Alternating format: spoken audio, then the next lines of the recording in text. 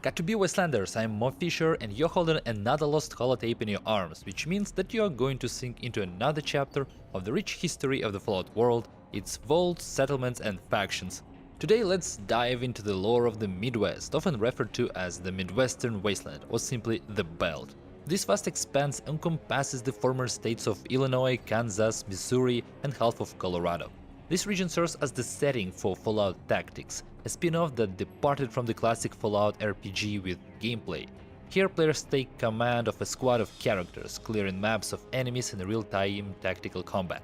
The game's story unfolds around the Brotherhood of Steel's ill-fated expedition in 2195 near Chicago. It details their efforts to rebuild the organization and their involvement in local conflicts with raiders, supermutants and an army of robots controlled by the supercomputer called the Calculator. Don't forget to like, subscribe and spread the word about this awesome channel to your fellow Wastelanders. Hop on the airship, we are on our way to Chicago. The Midwest is the widest of existing regions. Its vastness was greatly influenced by the storyline of Fallout Tactics. Like its predecessors Fallout 1 and 2, this game is linear with no side quests. So the wasteland stretches from Chicago and Lake Michigan to the Rocky Mountains in Colorado. There are no geographical boundaries to the north or south, only the farthest settlements define its edges. Conditionally, the wasteland can be divided into several subregions that are following the course of the storyline arcs. They are Illinois, Missouri, Kansas, Colorado and Rocky Mountains. On October 23rd of 2077, the Great War occurred. Let's start our journey through the region by examining the vaults and other shelters of the nuclear holocaust period. Vault 0 is located within the military complex of Cheyenne Mountain, near Colorado Springs. Intellectually gifted residents, including high-ranking officials, were cryogenically frozen and their brains were connected to a supercomputer named the Calculator. Its purpose was to utilize their creative and intellectual potential to create an ideal society in post-nuclear America. The Calculator had numerous robots and machines at its disposal to maintain order and protect people in the wastelands. Vault 2 is somewhere in the Midwestern Wasteland. Part of its experiment involved deliberately leaving the vault unfinished and the residents unprepared for nuclear warfare. Vault 31, located in Pueblo, Colorado. Originally in Fallout New California lore, it was designated number 32, but this number will be used in Fallout TV series, so we'll refer to it as Vault 31. This vault is an interesting addition to the lore, being one of the vaults in the series of age studies. This one was particularly focusing on inhabitants exclusively aged 90 and older. Vault 83 is situated in Chicago. Its experiment simulated life aboard a space shuttle. Residents were made to believe that they were inside a spaceship bound for Mars, but it had gone off course. Vault 120, also in Chicago, was one of the FAV research centers. As for the region's history before 2195, little is known. Ghoulish residents of Kansas City began gathering amidst the city's ruins and established a new settlement known as Gravestone. Over time, this group evolved into a cult that revered the nuclear warhead plutonius, which remained in the city, never having been launched before the war. Sometime after 2077, Vaults 2 and 120 are presumed to have perished. By 2087, the last elderly residents of Vault 31 were expected to have passed away. Between 2093 and 2103, the first Brotherhood of Steel expedition reached the Midwest region, but lost all contact with Lost Hills in the Colorado. In the Midwest, they encountered a settlement that fell victim to raiders. Unfortunately, the settlement remains nameless. Paladin Layla Rahmani decided to unite the settlement's residents against the raiders and provided their weaponry to the defenders. Unfortunately, they lost, and the defeat resulted in the death of one of the knights as well as the weaponry loss. Then the expedition continued eastward. By 2147, a cannibal raider tribe known as the Beast Lords had emerged in the region, residing in Mardin, which was a series of catacombs beneath a local cemetery. These mutated raiders had gained telepathic abilities, allowing them to control wild animals, including deathclaws. Settlements in the region were of gastronomic interest to them, often falling victim to their attacks. They had a peculiar penchant for interior design, adorning their homes with macabre bone artistry. Oh yeah, Texas Chainsaw Massacre vibes. Additionally, a faction called the Rivers Movement emerged in the region.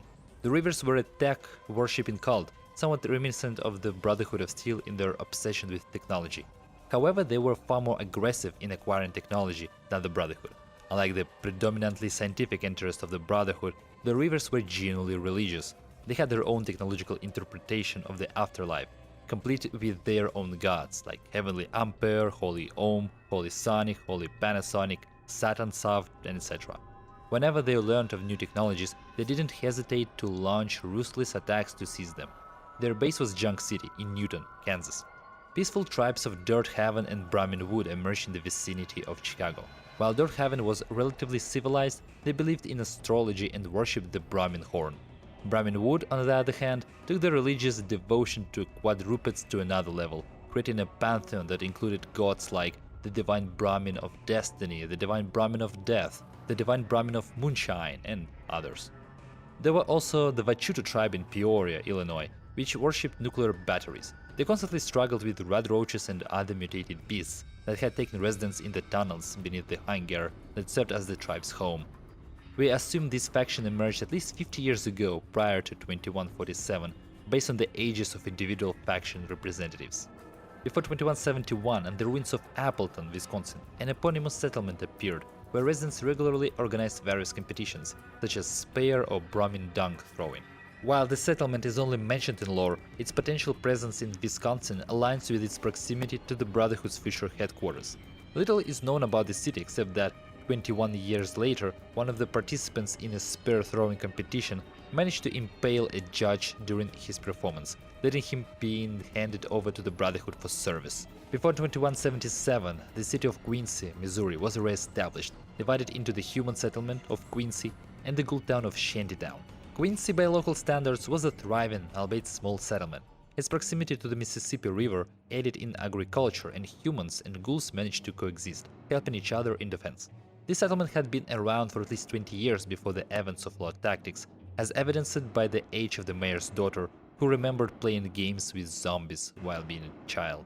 Additionally, before 2177, the city of Junction City, Kansas, emerged. Prior to 2195, raider gangs formed in the region, including the O'Reilly Gang from Freeport, Illinois, Gargantua's Gang from Devil's Graveyard, Jesse Gomer's Gang from Rock Falls, Illinois, and the Marx Brothers Gang in the vicinity of Quincy.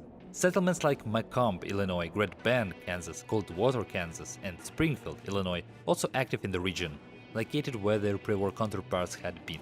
Super mutants under the leadership of Gamorin began migrating into the wasteland and established a base in Osceola, Missouri. The precursor to a major military conflict involving all the aforementioned settlements and factions was a political crisis within the Brotherhood of Steel's main branch in California. Following the defeat of the Master in 2162, opposing ideas began to circulate within the Brotherhood. Some believed that they should end their isolation and start recruiting Wastelanders, as they did with the Vault Dweller.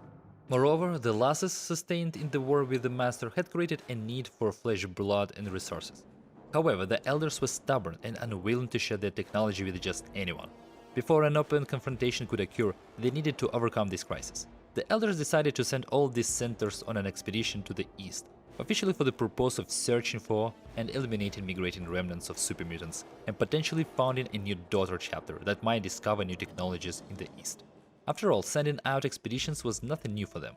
The implementation of this new expedition was planned for the distant future. The Brotherhood began constructing an air fleet consisting of planes and zeppelins, and one incredibly huge zeppelin. By 2195, more than 30 years after the fall of the Master, the expedition was ready to set forth. On January 4th of 2195, the expedition confidently launched and headed east. Imagine the confusion on the ground as a colossal flying watermelon took to the skies. The expedition crossed half of America but encountered a severe storm over Kansas. The planes were torn apart by the winds and the zeppelins began to crash. Lightning struck the flagship airship. The fleet was scattered across the area. Paladin's Latham Zeppelin crashed near Osceola, close to the super mutant base. The mutants captured the survivors of the crash. Some remaining air vessels managed to reach Chicago but crashed there. The surviving members found themselves in dire straits. Significant losses, destroyed equipment, meager food supplies, numerous injuries, and no communication with their headquarters. Luckily, the Brotherhood discovered a pre-war bunker Alpha nearby, which they established as their operational base in the region. Gamorin, while executing prisoners one after another, did so with a certain flair, turning it into entertainment. On January 5th, Latham was given the honor of engaging in hand-to-hand combat with Gamorin. Although he had no hope of victory, he managed to kill Gamorin, albeit sustaining a head injury and several broken bones in the process. The super mutants made him their new leader. The surviving Brotherhood members were forced to join the super mutants and renounce the Brotherhood. Latham wasn't sitting idly and began training the super mutants according to Brotherhood standards, increasing their combat potential and making them extremely dangerous in the region. The Brotherhood in Chicago needed people and provisions. In this situation, it saw an opportunity to deviate from the Codex, to which it already had ideological conflicts, and decided to go its own way. The Brotherhood reached out to local tribes like Deerhaven and Brahminwood with an offer to help them defend against aggressors in exchange for provisions, labor and recruits. This way, the dissenters, those who disagreed with their main branch's policies, began accepting people from the wasteland into their ranks, sharing technology with them and providing protection for the local population using their own resources. They decided, to hell with the Brotherhood in California, we are on our own now. Brotherhood of Steel, Midwestern. On April 9, 2196, Latham super mutants arrived at Vault Zero and established a camp near Cheyenne Mountain. They breached the vault, triggering a security system that awakened the calculator and initiated a purification protocol. Besides the calculator, scientists and technical personnel from the vault were also awakened from cryostasis. Due to the absence of certain vital safety protocols and the instability of the technology, radiation and aging, the brains began to suffer from decay, dementia and cognitive disorders. The calculator started malfunctioning, causing the robots under its control to destroy anything that breathed oxygen. When the robots emerged on the surface, they destroyed the super mutant camp, forcing them to retreat back to Osceola.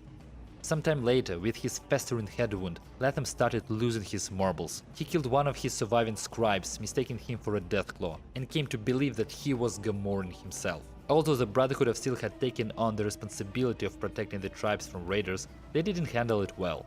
Raiders routinely attacked the tribes, and the Brotherhood mostly ignored these incidents. By December 2196, the Gargantua gang attacked a group of recruits on their way from Deerhaven to Bunker Alpha, executing all the fresh recruits. Tasting blood, they also attacked the settlement itself, kidnapping some of its residents back to Devil's Graveyard. The Brotherhood had to respond forcefully. They defeated the raider group in Deerhaven and during a subsequent offensive, cleared Devil's Graveyard. However, the Brotherhood couldn't relax. In December, another raider group, O'Reilly from Freeport, attacked Brahminwood and enslaved a portion of the tribe.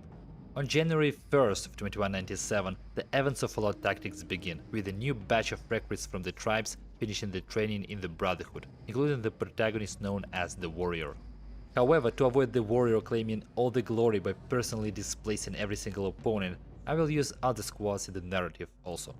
General Simon Barnaky, the organization's supreme commander, assigns the Warriors' first mission, assisting the Brahminwood tribe. On New Year's Day, the squad heads to Brahminwood, liberating the surviving members of the tribe from the raiders. The Brotherhood continued its offensive against the weakened raider gangs, decisively defeating them in Freeport. The result of this operation was the replenishment of the Brotherhood's ranks with new recruits from the tribes. The lieutenants of Jesse Gomer's gang gathered at their base in Rock Falls to discuss how to resist the newly arrived protectors of the tribes in tin cans. However, their meeting didn't last long. They were attacked by the Brotherhood and destroyed. The Brotherhood freed several prisoners and established an outpost at the fortified raider base, creating the Rock Falls camp for easier deployment of forces further to the west. The Brotherhood hanged the gang's leaders' bodies on crosses in the vicinity, marking their territory. The Brotherhood discovered another bunker, Bunker Beta, which like Alpha they began to settle and adapt for their use. With the establishment of two bases, the expansion of their sphere of influence and the increase in the number of organization members, the Brotherhood had to deal with logistics and supply issues. One of the supply convoys passed through Macomb and hungry locals attacked it. Only the driver of the convoy survived, but he got stuck in the town. The Brotherhood had to send a squad to rescue him and suppress the mob. Without much ceremony, the Brotherhood dealt with the aggressors, hanging them on crosses, and took the surviving captives to a labor camp. However, not all the residents of Macomb were aggressive, so after the incident, the settlement probably continued to exist, albeit with a significantly reduced population. Next, the Brotherhood of Steel establishes contact with the Vachutu tribe in Peoria, learning that they have several nuclear batteries that they worship.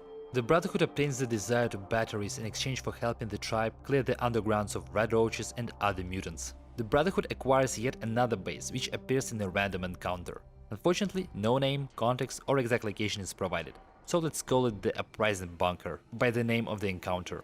When the player arrives on the scene, they might witness a horrific scene of civilians shot dead at the entrance to the bunker. They had gone mad from hunger to the extent that they attempted to storm the bunker armed with only half of their teeth and nails. The tribe of starving beast lords attacks the town of Quincy and its ghoul suburb. Shantytown. They killed several unfortunate residents who happened to be in the wrong place at the wrong time and took many others hostage with the intention of inviting them to their feast as the main course. However, some managed to hide and survive the attack. They considered forming an alliance with the Marx Brothers gang, but the Brotherhood came to the rescue more quickly, helping the town by driving off the Beast Lords and saving their food. Ghouls played a significant role in the battle, supporting the defenders with fire. In return for saving the mayor's daughters, the city agreed to join the expanding Brotherhood, and some ghouls joined their ranks. The Brotherhood couldn't afford to choose who to enroll in the faction, especially with a severe shortage of personnel. Furthermore, as their sphere of influence expanded, they had to allocate their forces to protect settlements and outposts, as they did in Quincy. The Brotherhood have still decided that they needed to deal with the Beast Lords because they were the most dangerous threat in Illinois, especially since they controlled a pack of intelligent, hairy Deathclaws, which we consider a faction due to their advanced social and communication abilities. The Brotherhood attacked the Beast Lord's lair in Mardin, eliminated Emperor Dar, and took some tribe members captive, and freed the Deathclaws from telepathic control. Some of the Deathclaws joined field squads. However, not all savages perished. Some managed to escape and were forced to leave the region, heading west into the frontier wasteland. Likely, Mardin remained an active outpost settlement for the Brotherhood, or at least the very least, the den of the Deathclaw Matriarch. The Brotherhood have still discovered another settlement nearby, Springfield. Desiring to gain influence in the city, they sent a squad to investigate. They found that the conflict was brewing in the city, inhabited by both humans and ghouls, which threatened its mayor, who pursued a liberal policy. An armed group of ghoul haters called the Weathers Ghoul Haters were destabilizing the situation, plotting to assassinate Mayor Avalon and hunting down ghouls for lynching. Dagger Squad, one of the elite squads of the Brotherhood of Steel, intervened and dealt with the wrongdoers. Avalon had to turn to the Brotherhood for help and become a political puppet, aligning his policies with the support of his benefactors. The Brotherhood pursued an expansionist policy. They aimed to unite people, but to do so they needed to control them and, if necessary, coerce them into cooperation or use them as a labor force, especially those who were not loyal. The Brotherhood continued moving westward and established Bunker Gamma. Meanwhile, the newly formed gang of Red Stingers, a group of farmers from Quincy, poisoned the Brotherhood's Stanchion squad, stole their weapons, armor and vehicle, and headed into the Western Wastelands. The group stumbled upon the town of Coldwater and easily captured it, marking the beginning of the next act. On April 6 of 2197, the super mutants of Latham Gamorin crossed paths with the Brotherhood squad. During the battle, and reflecting on the corrupt philosophy of the organization he once belonged to as a paladin, Latham completely broke his ties with his past and embraced his role as the leader of the misunderstood Green Giants. He vowed to fight the threat from the west, which he saw the Brotherhood as. After April 6, during one of their reconnaissance missions in the St. Louis area, the elite Brotherhood squad called Fang Squad was attacked by super mutants. Fang Squad managed to call for reinforcements, including Brimstone Squad, led by General Barnaky himself, Demon Squad, Talon Squad, and Tusk Squad, and 3 others.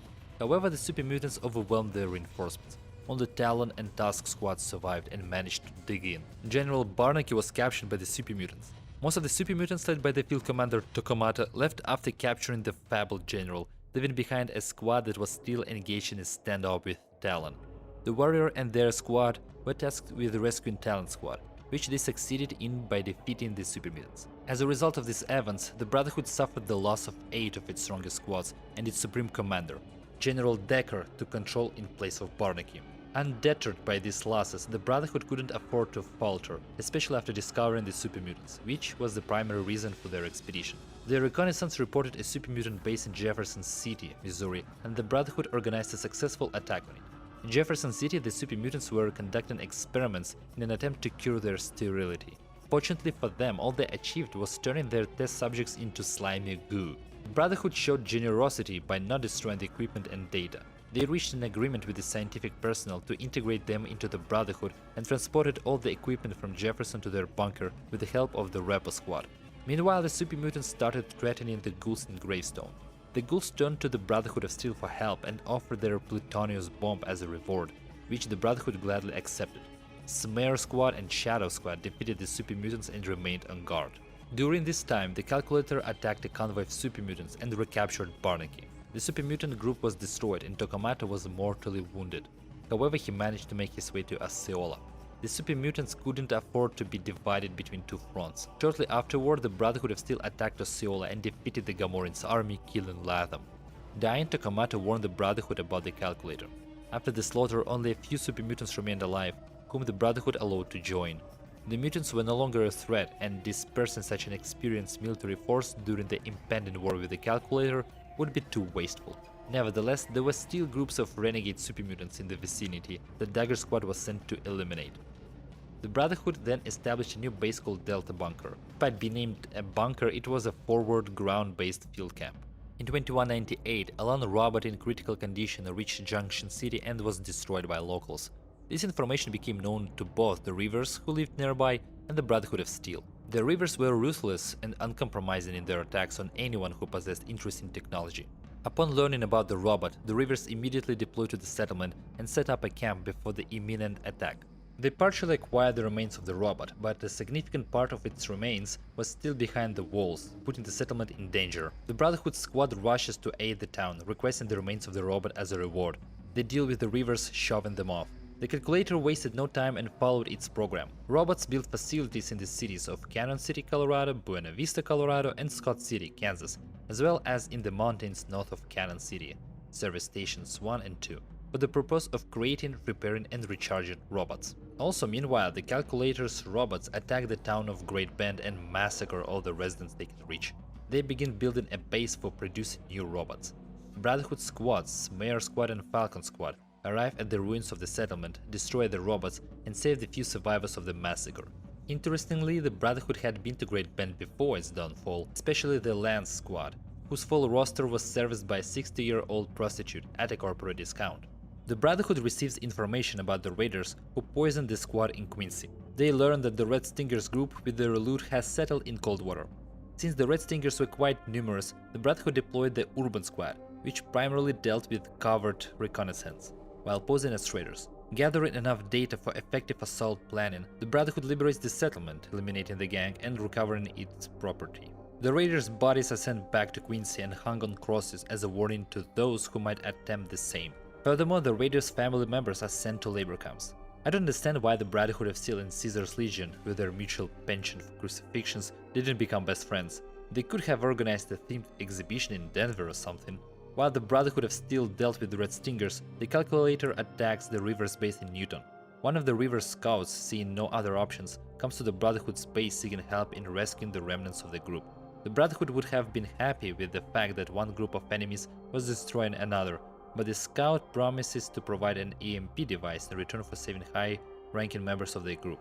This was too tempting an offer for the Brotherhood, especially given their ongoing conflict with the calculator. The Brotherhood comes to the rescue and saves the remnants of the Reavers. However, once they obtain the EMP, they don't treat the Reavers with much consideration. The survivors are sent to the labor camps, but some of the better fighters are integrated into the Brotherhood's ranks. With the elimination of the Reavers, the Brotherhood of Steel can focus on the last remaining antagonist in the region, the Calculator. They establish a new field camp, Bunker Epsilon. Why they call the field camps bunkers is such a mystery. Under Decker's leadership, the Brotherhood plans and executes successful attacks against the Calculator's army. They send a squad to the robot repair station in Cannon City, which they disable. There they also acquire data and learn about the location of Vault Zero. To the northwest of the city there were a couple more repair stations, which Dagger and Tusk squads attacked. Next, the Brotherhood launches an attack on the city of Buena Vista, where the reactor that powers the Calculator's army is located. Despite losing one of their squads, Grail Squad, the Brotherhood of Steel successfully shuts down the reactor. The penultimate stop for the Brotherhood of Steel is Scott City, a prison and a factory that turns humans into robots. There, the Brotherhood of Steel finds Barnaky's decapitated body. After destroying the Slaughterville and rescuing a few more survivors, the Brotherhood of Steel heads to Vault Zero. The Recon Squad Repo finds hundreds of bodies in the area, with their brains removed, which the Calculator used to gather information. In the final offensive operation, the Brotherhood of Steel launched an attack on Vault Zero, with squads Dagger and Repo taking part. The Brotherhood of Steel detonates the airlock doors of the complex at Cheyenne Mountain using plutonium provided by the ghouls in the gravestone. Repo Squad prepared the bomb for detonation, and for its transportation, the Brotherhood used Beast Lords prisoners who had been heavily irradiated in the process. Breaking through the robot army, the Brotherhood of Steel reached the Calculator, surrounded by brains in jars, and encounters Barnaky, or rather, a cyborg with his brains and eyes. The Calculator had been receiving information about the Brotherhood of Steel the whole time using Barnaky's brain. Part of him still retained some self-awareness, and the warrior manages to reach him. The game concludes with multiple endings to choose from. According to Fallout 3, the ending most closely aligned with the canon would involve the destruction of the calculator. Nevertheless, Vault Zero becomes the main military base of the faction. With no more significant enemies around, the Brotherhood transitions into peacetime activities. They start developing infrastructure, establish trade routes, integrate technology into civilian life, organize regional security, and enact laws. They also promote unity, eliminating xenophobia towards ghouls and supermutants. Essentially, the Brotherhood establishes its own state across the entire Midwest region. Other endings would require sacrificing the warriors or Barnaky's brain to preserve the calculator's functionality. Barnaky's ending will lead to persecution of ghouls and supermutants.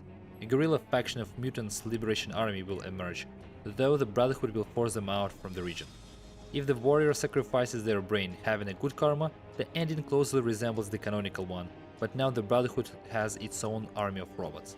However, if the warrior had bad karma and sacrifices their brain, they take on the role of the calculator and manipulate the Brotherhood, preparing it for an attack on the parent organization in California, although this would have never happened in lore. It is highly likely that the forward camps Delta and Epsilon were disbanded after the westward expansion.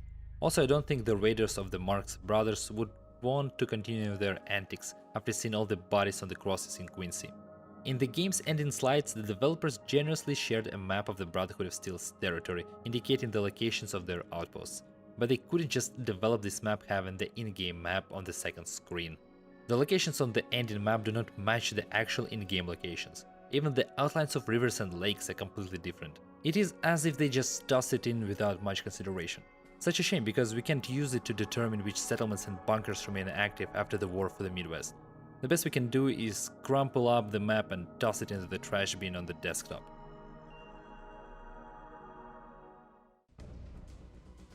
In the end, it would be very interesting to know what happened to the Midwest region of the time after all these described events. The good news is that we'll find out thanks to the series of narrative mods called Tales from New Reno. But for now, this marks the end of the known history of the Midwest Wasteland. And that's all for today. Think twice before connecting your brain to a supercomputer, and then we'll meet again in the Wastelands, Wastelanders, end of the holotape.